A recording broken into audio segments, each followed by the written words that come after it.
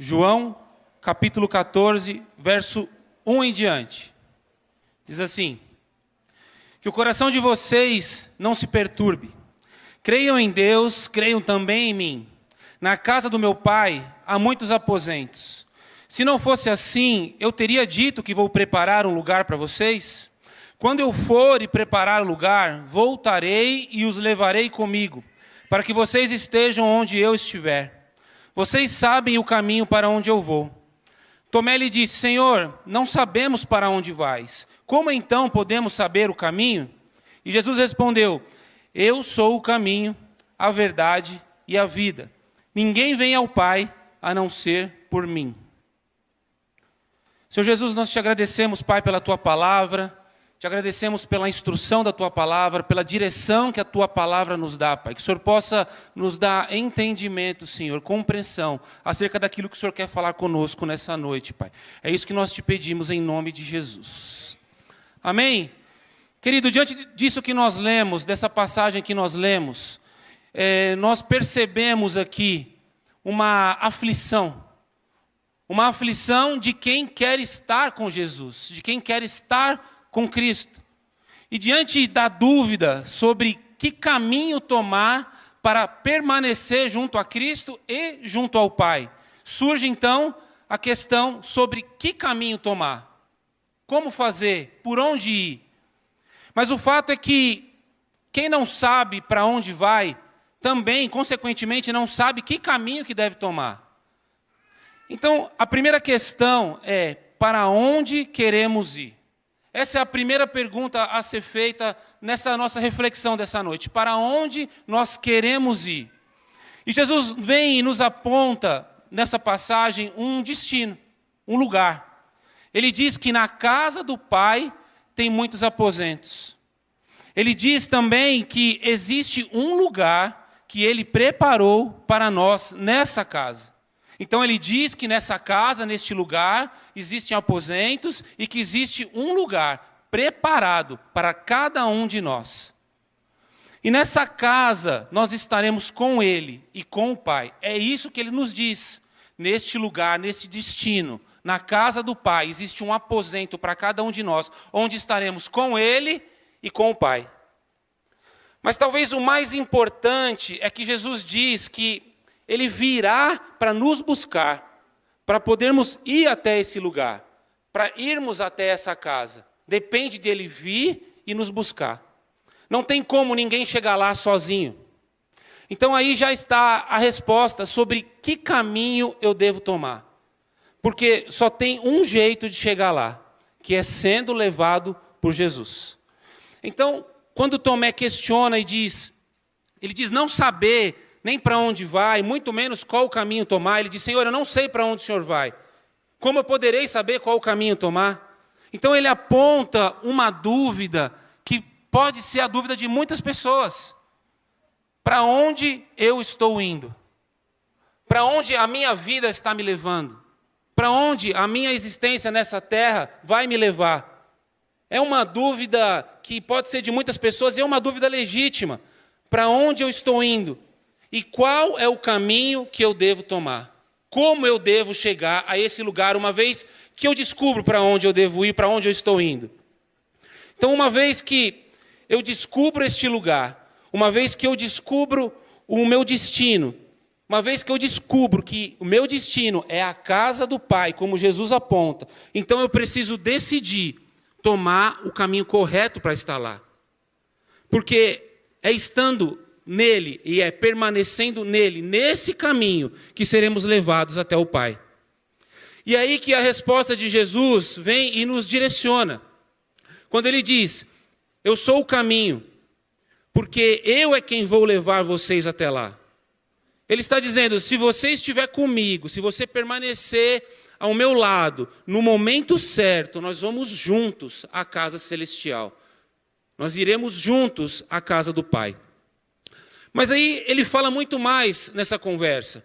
A revelação que Jesus traz nesse trecho é uma revelação muito ampla, porque existem passos a serem dados nesse caminho, nessa estrada. Até o dia que Ele voltar para nos levar até a casa do Pai, Até chegar esse dia, nós estaremos aqui. E aqui nessa terra, nesse mundo, nós precisamos dar passos. E vão surgir muitas possibilidades, muitas ofertas de muitos caminhos. E pode até parecer difícil tomar a estrada certa, fazer a escolha correta. Parece complicado decidir pelo caminho verdadeiro, pelo caminho correto. Mas você está aqui, nós estamos aqui nessa noite para entender ou para confirmar que Jesus é, de fato, o único e verdadeiro caminho. Então, sabendo da dificuldade do homem em decidir por ele, sabe, em decidir pelo caminho correto, ele vem e ele completa essa instrução, essa direção. Ele nos diz: eu sou o caminho, mas eu também sou a verdade.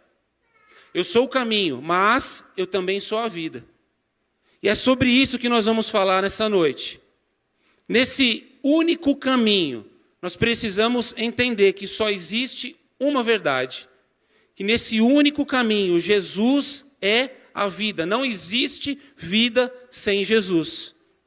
Então, o primeiro ponto dessa nossa reflexão é: Jesus é o caminho. E caminho é estrada. Caminho é trajeto, caminho é jornada. Então, na prática, nós estamos andando por uma estrada. Essa é a nossa vida. Nós estamos caminhando por uma estrada, pisando sobre um caminho. Então, apesar de parecer que a oferta de caminhos é muito vasta, se eu não estiver com Cristo, eu estou com o nosso inimigo. Parece que existem muitos caminhos, que a oferta é vasta, mas a verdade é que, se eu não estou com Cristo, eu estou com o nosso inimigo. Então temos a impressão, sim, de muitos caminhos, mas na verdade a Bíblia, ela nos aponta duas estradas, dois caminhos. No Evangelho de Mateus, no capítulo 12, verso 30, Jesus diz assim: aquele que não está comigo, está contra mim. Duas estradas, dois caminhos. Ou eu estou com Jesus, ou eu estou contra ele. Aquele que comigo não ajunta, espalha. Então, ou eu somo, ou eu agrego, ou eu divido. Não tem meio termo, sabe? É isso que significa isso. Não existe caminho neutro. Quem não está ao lado de Jesus acaba se opondo aos seus propósitos. Essa é uma verdade bíblica. Quem não está com Cristo se opõe a Ele. Nós sabemos muito bem quem é o opositor. Portanto, é preciso deixar claro, todos os dias da nossa vida, qual é a nossa posição. Em qual caminho nós estamos. Qual é a estrada que nós estamos percorrendo. Porque Cristo não é um caminho obscuro. Cristo não é um caminho camuflado, escondido. Não tem como eu estar nesse caminho, estar andando nele disfarçado. Estar com Cristo é completamente aparente, sabe? É completamente visível. Porque quem está com Jesus é denunciado por sua conduta, por sua forma de viver, por sua forma de caminhar. Porque quem está nesse caminho anda como Ele e fala como Ele. Sendo assim, fica nítido que caminho decidiu tomar. Fica claro qual é o caminho que nós decidimos para a nossa vida. Em 1 João, no capítulo 2, no verso 6, diz: quem afirma que permanece nele, deve andar como ele. Se eu afirmo que eu estou com Cristo, então eu ando como Cristo. Em 1 Coríntios, no capítulo 11, verso 1, o apóstolo Paulo diz: sejam meus imitadores, como também sou um imitador de Cristo. Sendo assim, quem caminha nessa estrada se comporta de uma forma que denuncia qual foi a sua decisão de vida. Quem caminha por essa estrada denuncia que você está com Ele, que você está com Cristo. Então fica aí um questionamento, uma pergunta a se fazer. Um questionamento pessoal. O que a minha vida tem denunciado? Essa é uma questão para cada um de nós fazermos. O que a minha vida tem denunciado? Ou seja, o que a minha vida tem revelado? Ela tem revelado que caminho? ela tem revelado que trajeto, que estrada. Você pode abrir a sua Bíblia comigo, Mateus 26, verso 69. Diz assim: Pedro estava sentado no pátio, e uma criada, aproximando-se dele, disse: Você também estava com Jesus, o Galileu. Contudo, ele negou diante de todos, dizendo: Não sei do que você está falando. Depois saiu em direção à porta, onde outra criada o viu e disse aos que estavam ali: Este homem estava com Jesus, o Nazareno. E ele, jurando, negou outra vez: Não conheço esse homem. Pouco tempo depois, os que estavam por ali chegaram a Pedro e disseram: Certamente você é um deles. O seu modo de falar o denuncia. Aí ele começou a amaldiçoar e a jurar: Não conheço esse homem. Imediatamente o galo cantou. Então Pedro se lembrou da palavra que Jesus lhe havia dito: Antes que o galo cante, você me negará 3 vezes. Saindo dali, chorou amargamente. Querido, olha só, Pedro teve medo. Ele teve medo quando ele viu o seu mestre sendo preso. Ele não suportou aquela situação. E diante daquilo, ele não foi capaz de sustentar a sua identidade, que já estava firmada. As pessoas não reconheciam que ele era de Jesus só porque viram ele com Jesus. Era o seu modo de andar, era o seu modo de falar, de se comportar, que denunciava que ele era de Jesus. Mesmo que naquele momento ele não quisesse ser reconhecido, porque ele estava com medo. Ele estava com medo de sofrer alguma represália, talvez de ser preso, de ser morto. Ele estava com medo de sofrer por causa do caminho que ele decidiu seguir. Irmãos, tem muitas pessoas que tentam uma vida dupla, sabe? Muitas pessoas estão na igreja, buscam a Deus, fazem parte de uma congregação, fazem parte do reino, e ainda assim, em algumas situações, ficam com medo, ou com vergonha. Ficam com medo ou com vergonha de dizer que estão com Cristo, que decidiram por esse caminho. E o que elas fazem? Elas negam. Algumas negam com palavras, mas a maioria das vezes negam com uma mudança de comportamento, com uma mudança de postura. Algumas vezes a nossa postura nega Jesus, nega o caminho que nós decidimos estar, nega a estrada que nós optamos em andar, em caminhar. Talvez em busca de uma aceitação ou por medo de uma rejeição. Talvez, mas quem caminha de verdade com Jesus, inevitavelmente passa a se parecer com Ele. E o comportamento daquele que caminha com Cristo denuncia isso. Olha só o que diz lá em Atos, no capítulo 4, verso 13. Diz assim: Vendo a coragem de Pedro e de João, e percebendo que eram homens iletrados e sem instrução, ficaram admirados e reconheceram que eles haviam estado com Jesus. Então as pessoas viam ali Pedro e João e reconheciam que eles não eram capazes de estarem ali falando e fazendo tudo aquilo, aquelas maravilhas por si só.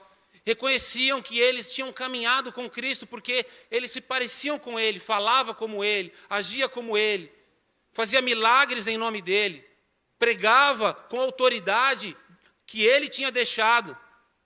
Então, o mesmo Pedro agora adota outra postura. Ele se parece com Jesus, mas agora ele quer deixar isso muito claro. Ele não nega, ele não quer disfarçar, ele não quer andar por essa estrada escondido ou camuflado. Porque ele não tem mais medo.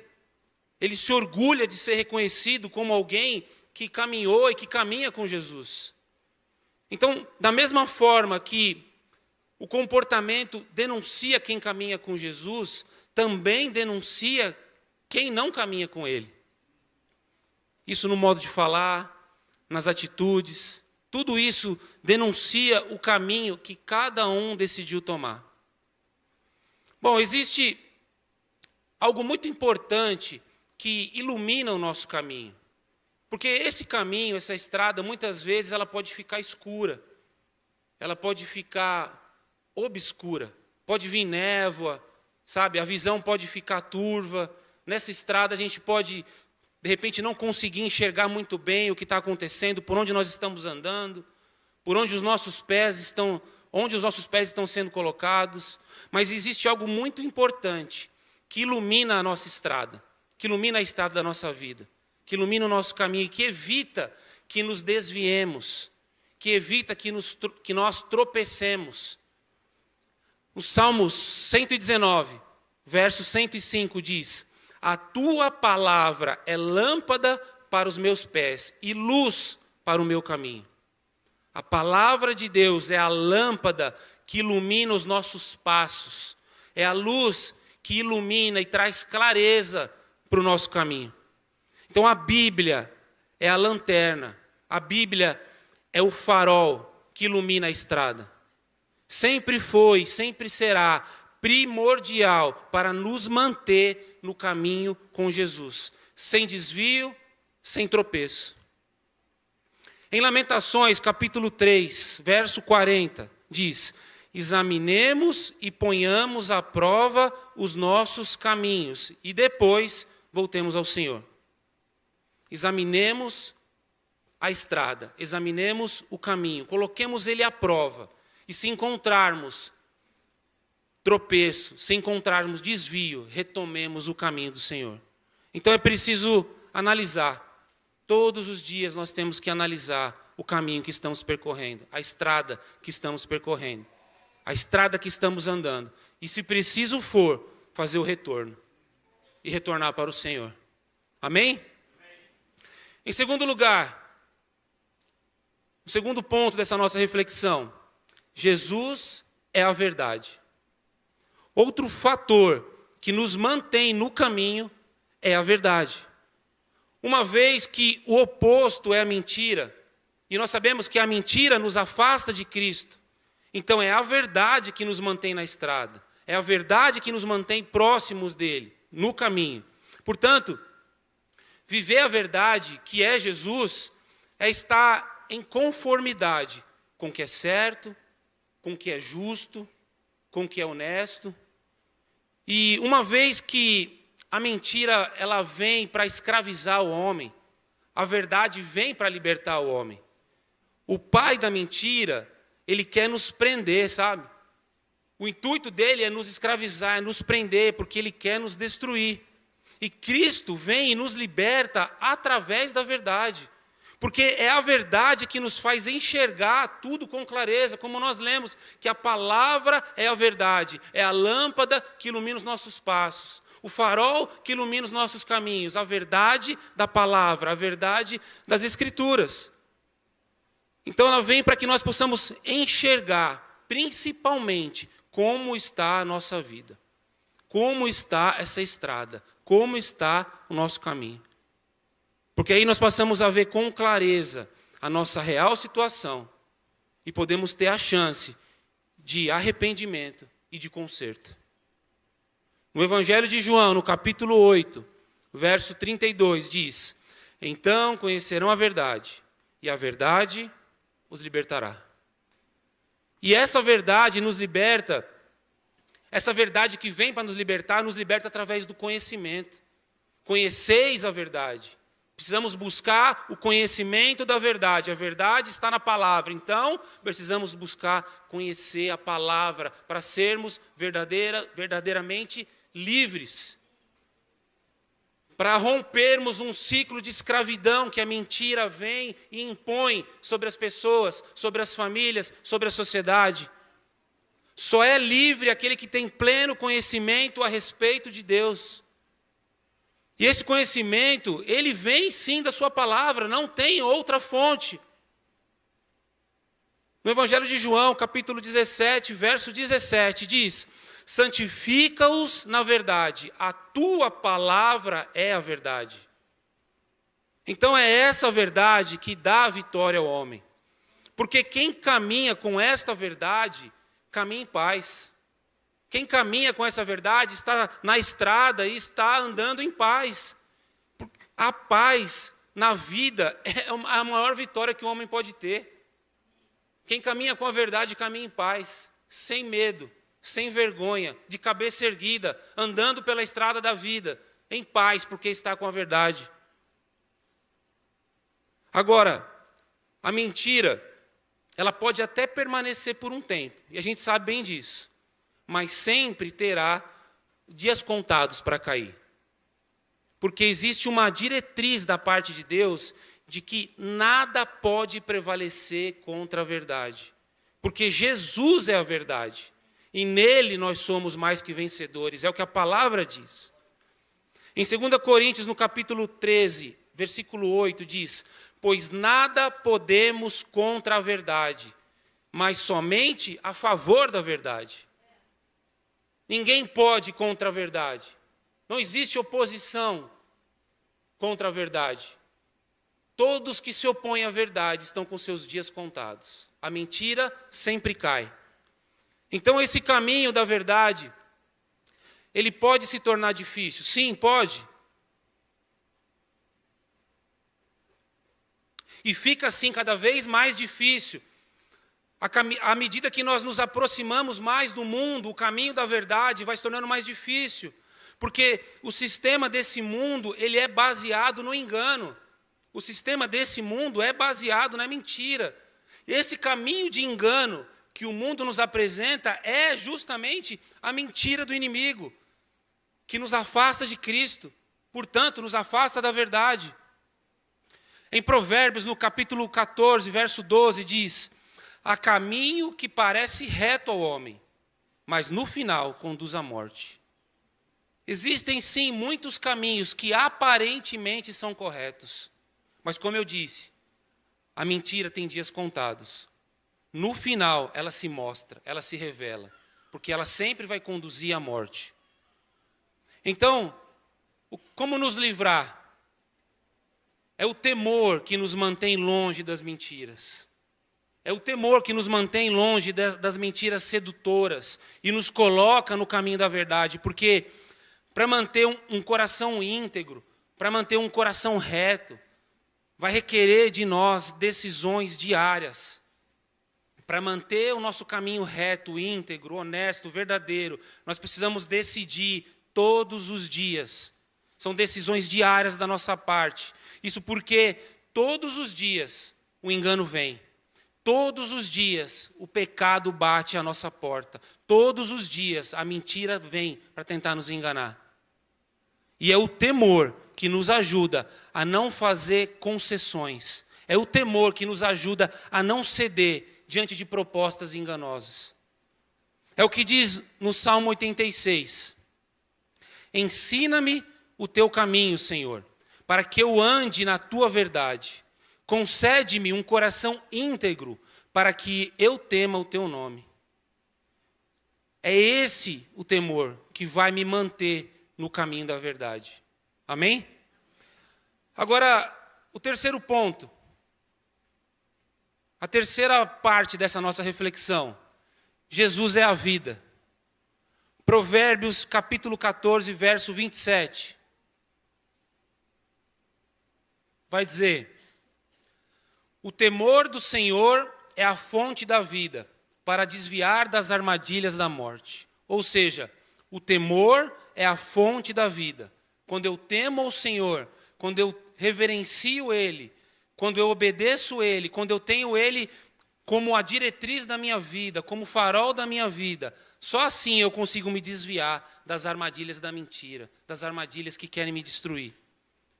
Bom, podem até, diante dessa reflexão sobre a vida, podem até existir algumas formas de definir a vida. Pode existir alguns conceitos sobre o que é vida. Muitas pessoas relativizam o que é a vida, afinal de contas. Talvez, se eu te perguntar agora, eu vou encontrar muitas respostas diferentes. Talvez você nem consiga me definir o que é a vida. Bom, a biologia, ela pode dizer que a vida é crescimento, desenvolvimento, reprodução. Aí pode vir a filosofia e pode apontar para o existencialismo, a busca por um sentido, a busca por um significado na vida. Mas o fato é que, quando Deus soprou no homem o fôlego de vida, Foi aí, nesse momento, que ele tornou o homem um ser vivente. Foi aí que a vida surgiu. Depois que ele formou o homem, ele soprou no homem um fôlego de vida. E nesse fôlego de vida, que fez do homem um ser vivente, continha também propósito. No fôlego de vida continha sentido, significado, propósito, razão, porquê. No fôlego de vida também havia capacidade de escolha. No fôlego de vida também havia capacidade de decidir. Tanto é que o homem desobedeceu o seu Criador. Ele decidiu desobedecer. Ele decidiu não obedecer. Então, o presente mais precioso que Deus nos deu é a nossa vida. É a própria vida. Mas o segundo presente é a gente poder decidir fazer com ela o que a gente bem entender, o que a gente quiser. Sempre vai ser decisão do homem. Em Salmos 36:9 diz: pois em ti está a fonte da vida. Na tua luz vemos a luz. Então o fato é que o Senhor, Ele traçou planos para nossas vidas. Isso é um fato. E nós podemos decidir em nos esforçarmos para compreender esses planos e para se entregar a esses planos. Ou nós podemos decidir tentar sobreviver por conta própria. Sempre vai ser uma decisão do homem. Vai comigo para Salmos 139, verso 13. Diz assim: tu criaste o íntimo do meu ser, e me teceste no ventre da minha mãe. Eu te louvo porque me fizeste de modo assombroso e admirável. As tuas obras são maravilhosas, sei disso muito bem. Os meus ossos não estavam escondidos de ti, quando em secreto fui formado, entretecido nas profundezas da terra. Os teus olhos viram o meu embrião. Todos os dias determinados para mim foram escritos no teu livro, antes de qualquer um deles existir. Então o Senhor, Ele nos conhece porque Ele nos fez de forma única, com muito amor, com muito cuidado, com muito zelo. Ele traçou planos para nossas vidas.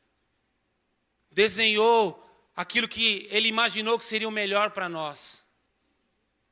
Mas nós temos poder, o fôlego de vida que Ele nos deu, veio junto com o poder de decisão.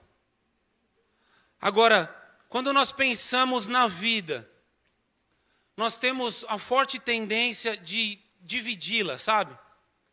Quer seja em relação ao tempo ou etapas da vida, nós temos a forte tendência de transformar a nossa vida em compartimentos.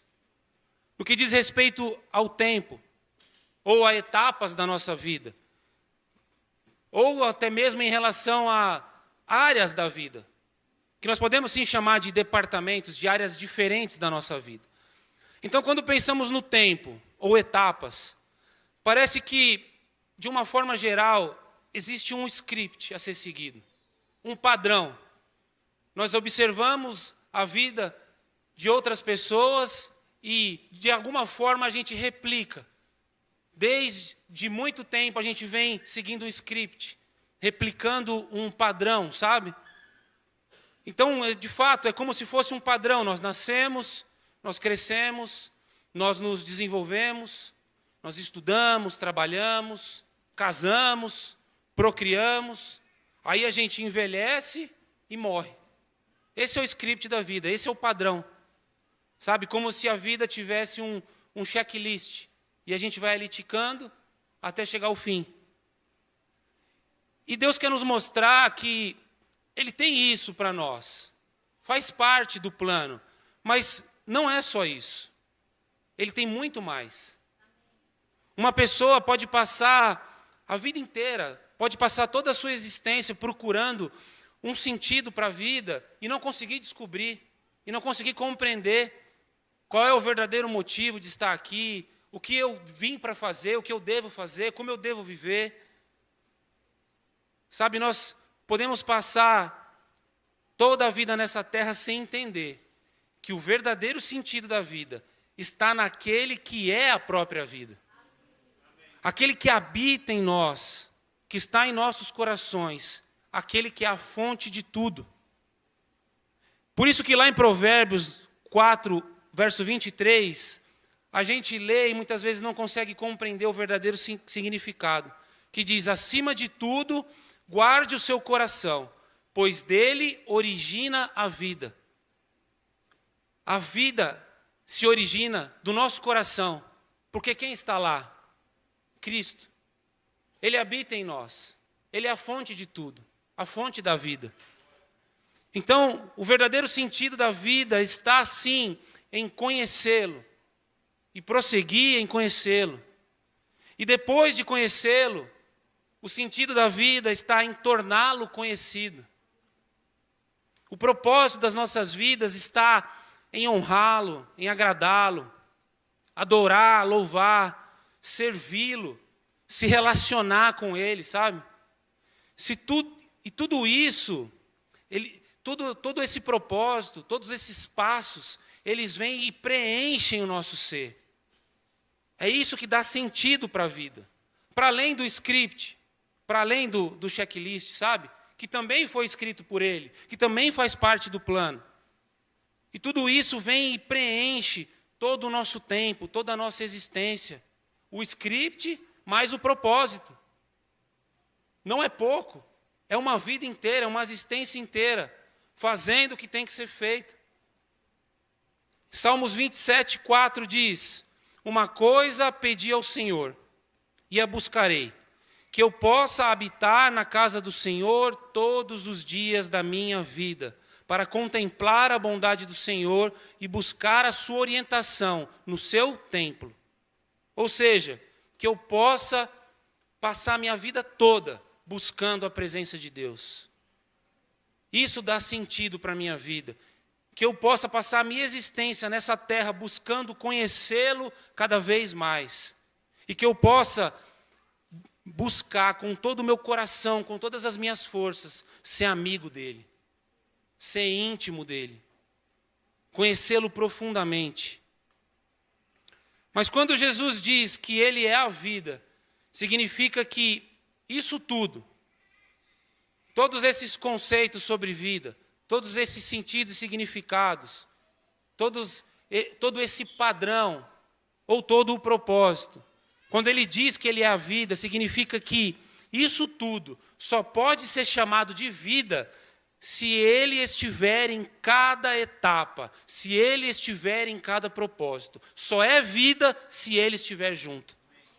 Sem ele, isso não é vida. Sem ele, não dá para chamar nada de vida. Sem ele, qualquer coisa é só tentativa de sobrevivência. Jesus é a vida, porque a palavra diz que ele é o alfa e o ômega. Jesus é a vida porque ele é o início e o fim. Ele estava lá quando tudo foi criado, quando tudo foi feito. E ele retornará para colocar fim. E no meio, ele é o propósito.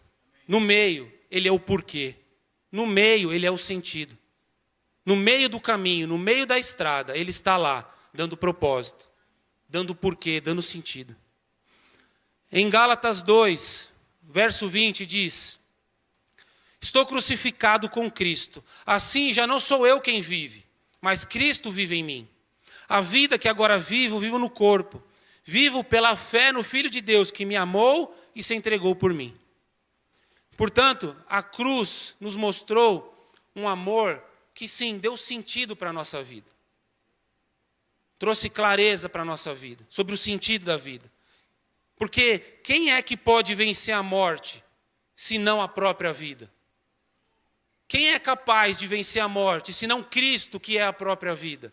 Isso faz todo sentido. Isso dá todo o sentido para a nossa existência, para a nossa vida. Esse amor que se entregou por nós naquela cruz. Agora, quando pensamos na nossa vida dividida em áreas ou em departamentos, é interessante observar que muitos acabam levando a vida de maneira distinta, dependendo da circunstância, dependendo do ambiente. Muitos acabam se comportando de maneira diversa, dependendo do departamento da vida, se assim a gente pode chamar. Como, por exemplo, eu vivo de um jeito no trabalho, de outro jeito na rua e de outro jeito em casa. Eu levo a minha vida de várias maneiras, sabe? Como se eu estivesse em muitos caminhos, em muitas estradas. Vivo de uma forma com a minha família e de outra forma com aqueles que a gente considera de fora, de casa. Eu me comporto de um jeito na igreja e de outro jeito fora da igreja. Como se tudo não fizesse parte da mesma vida, da mesma trajetória, da mesma estrada, do mesmo caminho. Como se Jesus não estivesse em tudo. Como se Ele não fosse tudo. E o mais importante, como se nós não fôssemos prestar conta de tudo.